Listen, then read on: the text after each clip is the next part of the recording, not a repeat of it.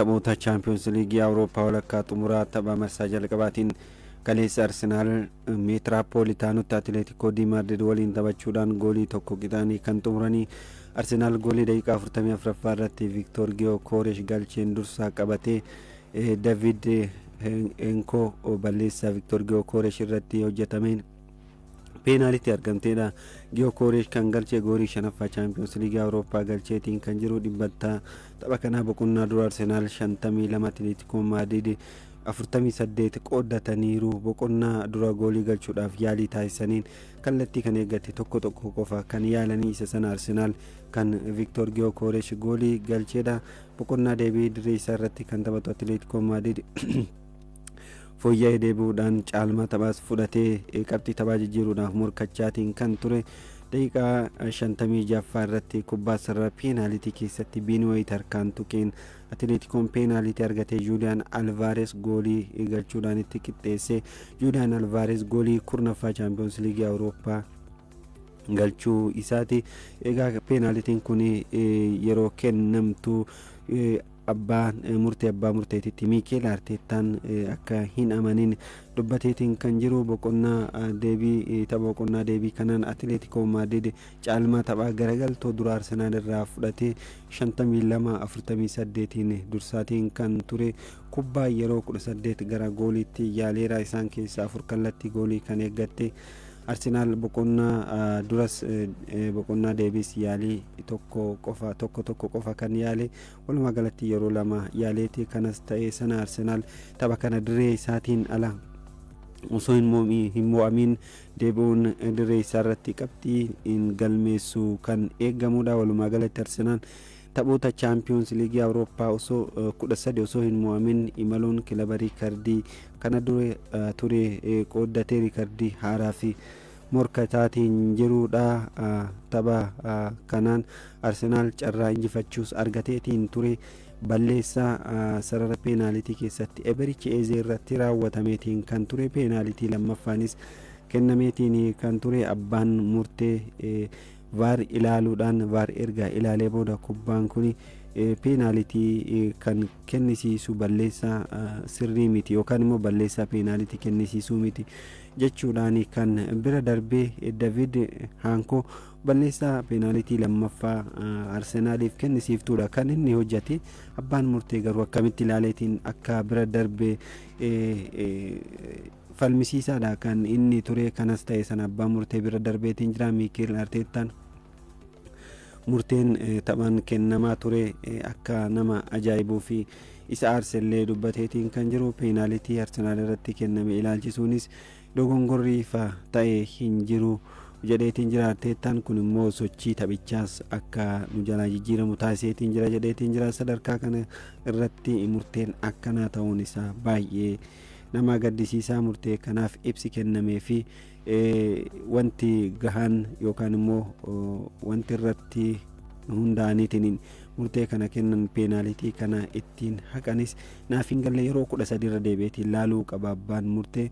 Kana caalaa homaa gochuu hin dandeenyu jechuudhaan komii qabu kaaseetiin kan jiru. Deegoo Simooniin ammoo peenaalitii Victor Gyökereshiif kennamte sanitti akka hin amanin dubbateetiin kan inni jiru. Dabalataan immoo VR'n peenaalitii lammaffaa irratti kennamte sana ilaaleetiin haquun akka isaan gammachiisatti leenjisaan Atileetikoo Maadrid Deegoo Simooniin himaniiti kan jirani. Atileetikoo Maadrid kilaboota Ingilaandii 7 waliin dirree isaa irratti taphoota taphateen hin mo'amne.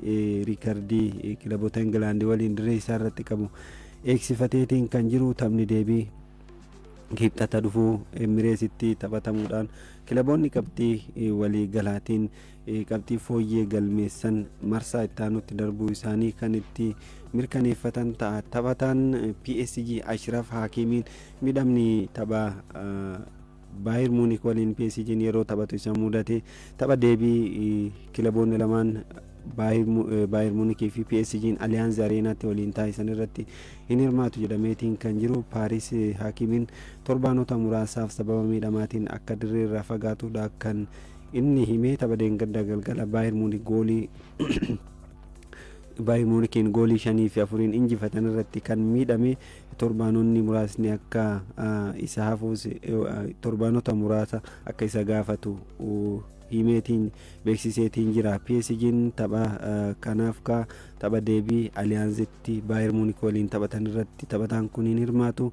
Miidhamni isaa waancaa addunyaa dhiyaate kan irrattis dhibba irratti geessisaa fi kan sodaatamaa fiitiin jiru. Hakimiin taphataa murteessaa Luis Enrique ta'uunsaa ni yaadatama. Champions League Awurooppaa bara darbee Inter Milan goolii 5-0 injifachuudhaan yeroo jalqabaatiif PSG shaampiyoonii Awurooppaa yoo taasisan taphataa jalqabaa goolii galcheedha. Akkasumas tapha seena qabeessa waancaa addunyaa 2022 irratti Morokoo waliin hanga walakkaa xumuraa imaluudhaan taphataa seenaa hojjeteedha. Ga'umsi isaa yeroodha gara yerootti fooyyaatiin kan dhufe taphataan kun ta'us miidhamni amma yeroo taphoonni murteessoon xumuramuuf dhiyaatan kanatti isa mudate.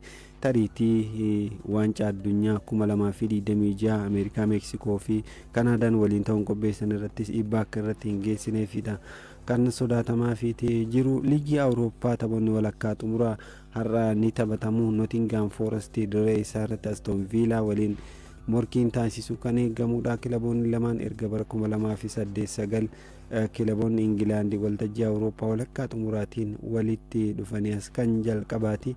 Yeroos Arsenaalii fi Manchester United walakkaa xumuraatti waliin taphachuun ni yaadatama. Qabxii dhaqaa galaatiin Manchester United 4-1 Arsenaal injifachuudhaan xumuraaf gahuunsaa ni yaadatama. Manchester United bara sana baratti seenaa hojjateedha. Waggoota 19 booda liigii Awurooppaa walakkaa xumuraatiin Nottingham Forest fi Aston Villa kan walitti fidees tapha eegamudha. Nottingham Forest yeroo afuraffaaf waltajjii Awurooppaa walakkaa xumuraa gaheetiin kan inni jiru. Isaan keessaa lama xumuraaf gahee lamaanuu waancaa Awurooppaa kan amma Champions League Awurooppaa jedhamuudhaan caaseffama haaraan maqaan mogga'eef kana yeroo lama kilaba injifatee seenaa gaarii qabudha. Gama biraatiin leenjisaan Aston Villa Unai Emery ammoo liigii Awurooppaatiin kilaboota Spain waliin yeroo hedduu injifachuun muuxannoo leenjisaa qabanidha. Kun ammoo morkiin kilaboota lamaanii akka eegamu wantoota taasisan keessaa tokkodha. Liigii Awurooppaa walakkaa xumuraa kanaan Biraagaan Freiburg waliin kan taphatu. Konferensi liigii Awurooppaa taphoonni walakkaa xumuraas har'a itti fufuudhaan kan taphatamanii. Raayo Vaayakaanoon Strasbourg, Shakhtar Donetsk ammoo Crystal Palace waliin morkiin taasisan kan eegamudha. Dhaggeeffattoonni keenya hedduun nuuf barreessaatiin jirtanii muraasa keessan qilleensarra oolchuudhaaf Geetaahuun Ifiruu Bunnoo Beddellee irraa kan nu dhaggeeffachaatiin jiru. Abdii Abdallaa jedhama magaalaa Abbaa Duulaa irraa kan nuuf barreessee Liverpooliin wal qabate. Odeeffannoo Liverpooliin wal qabatan Simbiraangaa Magarsaa Moosisaa godina Iluu Abbaa Boor Yaayyoo irraa waa'ee kilaba koo Manchester City jedhee wanti haaraan hin jiru.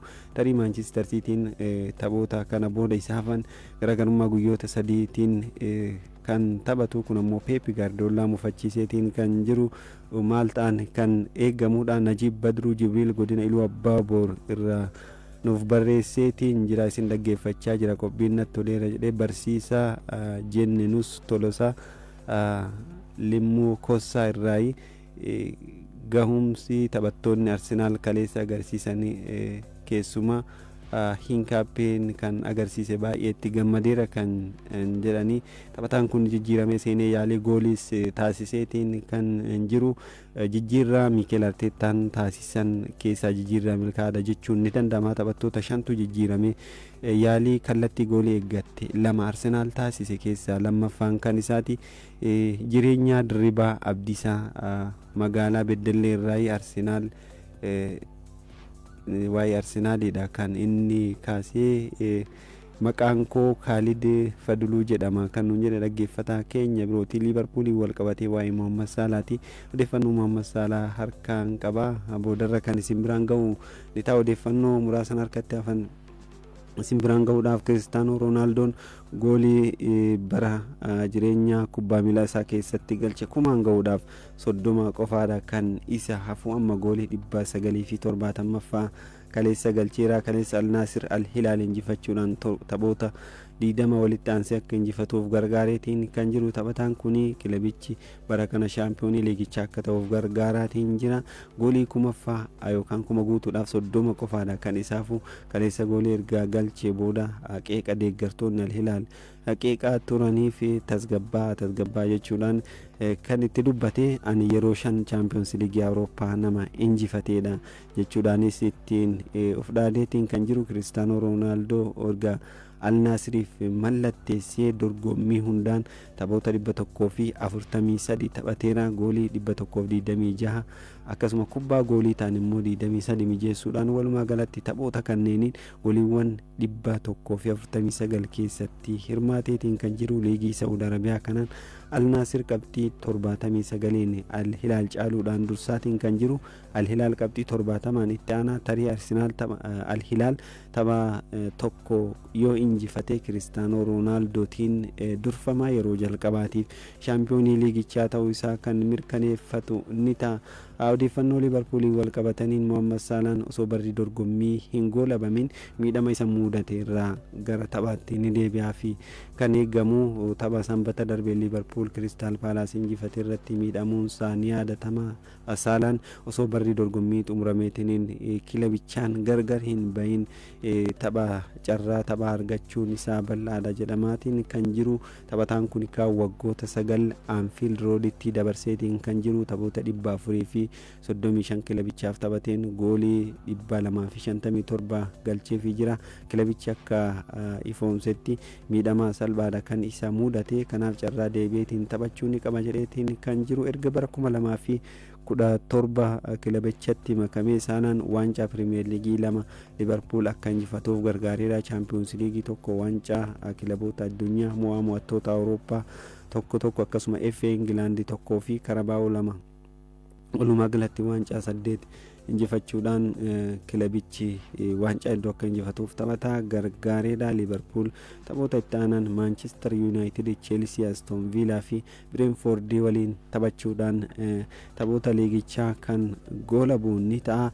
Mohaammed Salaanis miidhama isaa mudaterraa bayyanachuudhaan tapha tokko taphatee gaggeessan akka isaaf taasifamuudha kan abdatamu.